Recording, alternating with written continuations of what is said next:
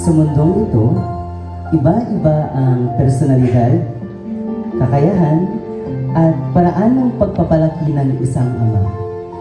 May tahimik, may palabiro, may beat, at may emosyonal.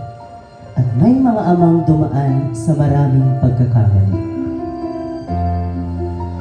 Ngunit sa kabila ng kanilang pagkakaiba, iisa ang kanilang hangarin, ang maging mabuting lingkod ng Diyos at mabuting haligi ng tahanan. Ngayong araw, pakinggan natin ang saloobin ng 5 klase ng Kristiyanong tatay.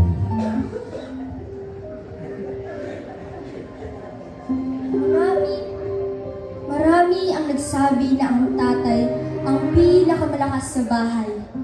Pero ang totoo ay maraming gabi na ako'y lumuluhod at umiiyak sa Panginoon. Kapag tulog na ang aking pamilya, doon ko sinasabi sa Diyos ang mga takot ko. Takot na baka hindi sapat ang kinikita ko. Takot na baka may maling desisyon akong magawa.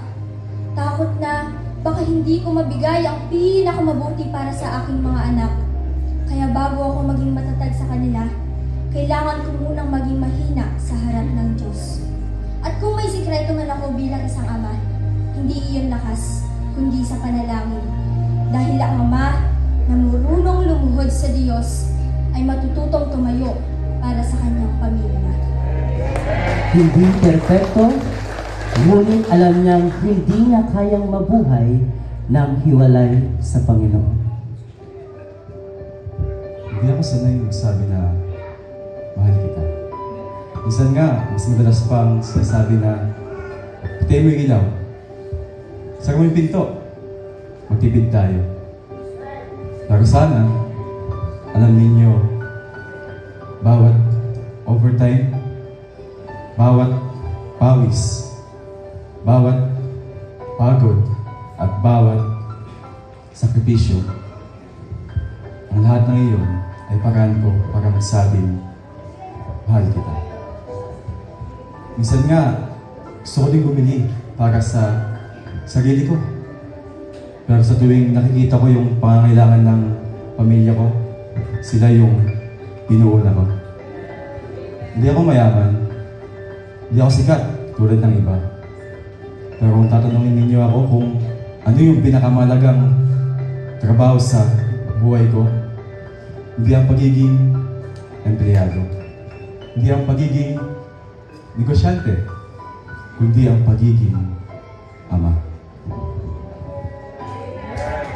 Ang disiplina ay hindi kabaligtaran ng pagmamahal. Kadalasan, ito ang pinakamahirap ngunit pinakamahalagang anyo nito.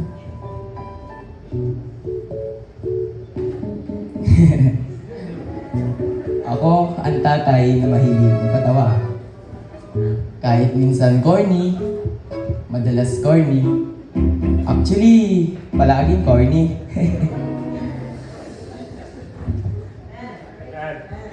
Pag may problema sa bahay, sinusubukan kong pagaanin ang pakiramdam ng lahat. Hindi dahil wala akong problema, kundi dahil ayaw kong nakikita ang pamilya kong nawawalan ng pag-asa. Alam nyo, may mga gabi rin na ako'y nag-aalala. May mga pagkakataong gusto kong sumuko.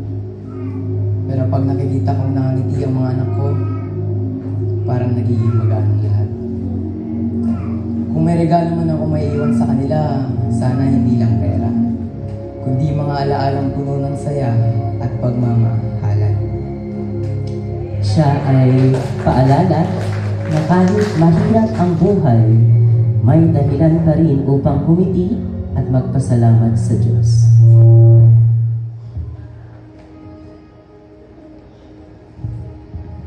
Aaminin ko, hindi ako ang paboritong tao sa bahay. Kapag may bawal, ako ang nagsasabi.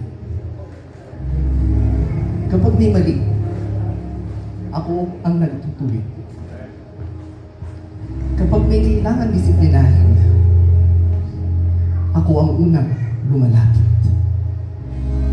At minsan, ako rin ang unang hindi naiintindihan. May mga pagkakataong tinatanong ko ang sarili ko, tama ba ang ginagawa ko? Maiintindihan kaya nila ito balang araw? Pero, bilang ama, hindi ko maaaring piliin lamang ang madali. Dahil ang tunay na pagmamahal ay hindi lamang nagbibigay ng gusto. Ito rin ay nagtuturo ng tama.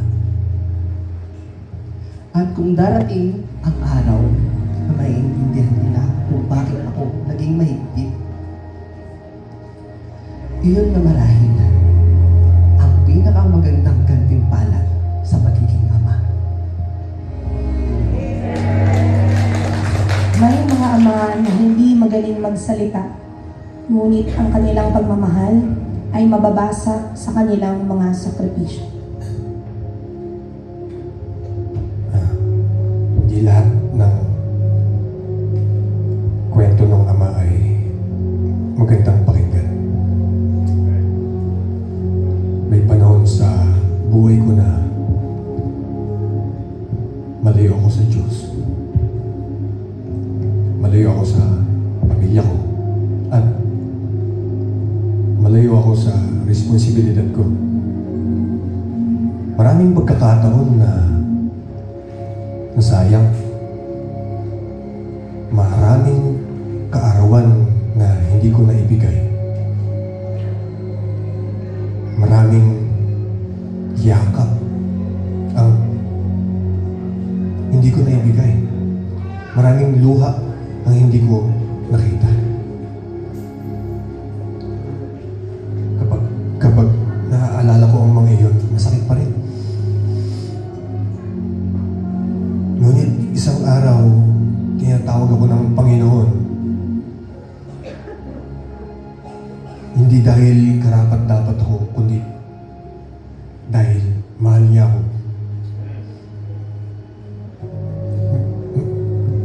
Binago niya ang puso ko.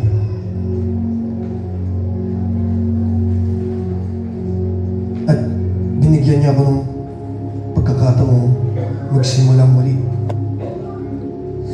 Hindi ko na mababawi ang nakaraan, pero sa tulong ng Diyos, maaari kong gawin ang mas maganda kong hinaharap.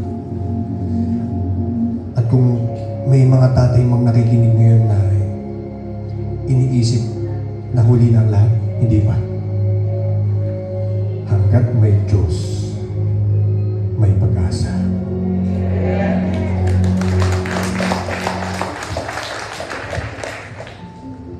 Mapanalangin, Masipag, masayahin, disiplinado, at nagbabalik loob. 5 magkakaibang uri ng Kristiyanong tatay Ngunit, iisa ang kanilang panalangin na makita ang kanilang pamilya na naglilingkod sa Panginoon.